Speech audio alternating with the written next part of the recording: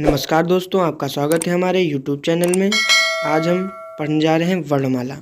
वर्णमाला वर्णमाला से आज की प्रतियोगी परीक्षाओं में बहुत सारे क्वेश्चन पूछे जा रहे हैं। तो आज हम लोग पढ़ते हैं वर्णमाला। भाषा की सबसे छोटी लिखित इकाई को वर्ण कहते हैं।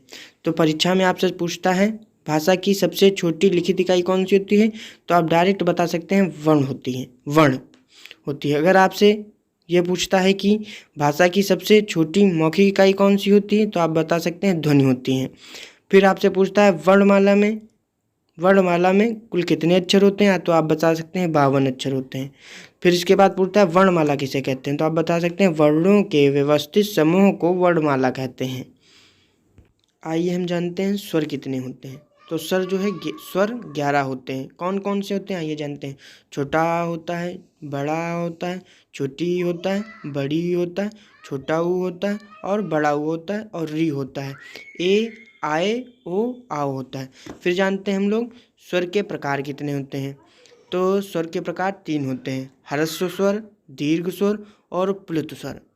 ह्रस्व स्वर किन्हें कहते हैं, जिन वर्णों के उच्चारण में कम समय लगता हो उन्हें ह्रस्व स्वर कहते हैं। ह्रस्व स्वर कौन कौन से होते हैं परीक्षा में पूछता है, तो आप बता सकते हैं छोटा होता है, छोटी होता है और छोटा ऊ होता है और री होता है।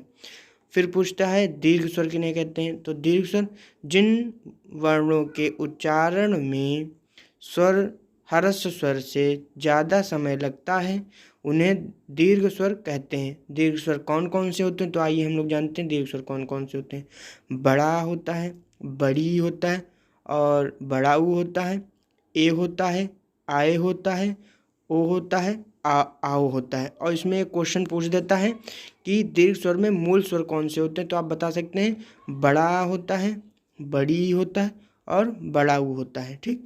और फिर जो है तीसरा बचता है प्लुत स्वर किन्हें कहते हैं। प्लुत स्वर जिन वर्णों के इस उच्चारण में दीर्घ स्वर से भी ज़्यादा समय लगता है उन्हें प्लुत स्वर कहते हैं। इनका प्रयोग कहाँ पे होता है, तो इनका प्रयोग जो है जैसे हम लोग नाटक देखने जाते हैं उसमें राम कहता है, ऐसे व किसी संवाद जिसे डायलॉग कहते हैं, उन चीज़ों में जो है इसका प्रयोग किया जाता है।